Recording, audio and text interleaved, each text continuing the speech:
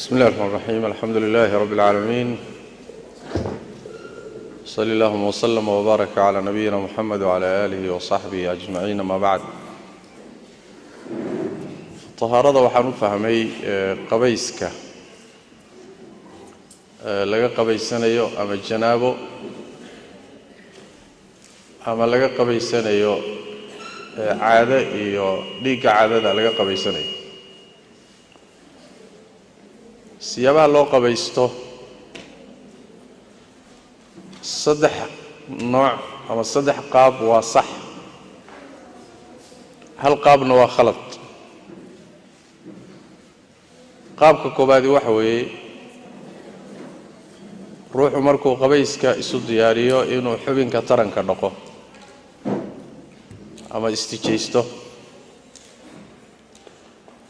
kadib wuu weysaysanaya weyso dhammaystiran oo ilaa lugaha uu dhaqayo. markuu weysaysto kadib uu biyaha isku shubaya, madaxa ka soo bilaabaya, sidaasuu ku qabaysanaya. qabayskiisa markuu dhammaysto qaabka u qabaysto wuu weyso qabaa waana qabaystay. weyso dambe inuu la yimaado uma baahan. qaabka labaadii waxa weeye markaad istijootood xubinka taranka dhaqdo ayaad weysaysanaysaa. sidoo kale weysadii waxaad reebaysaa labada lugood dhiqitaankooda, xubnaha kaleo dhan baad soo dhaqaysaa, wejigii, gacmihii, masixii madaxa. markaad lugaha joogto, lugaha intaadan dhaqin baad marka biyaha isku shubaysaa, waad qabaysanaysaa. qabayskaa markaad dhammaysato ayaad lugaha dhaqaysaa. sidaa waad weyse qabtaa, waadna qabaysatay. uma baahnid inaad dib ka weysaysato.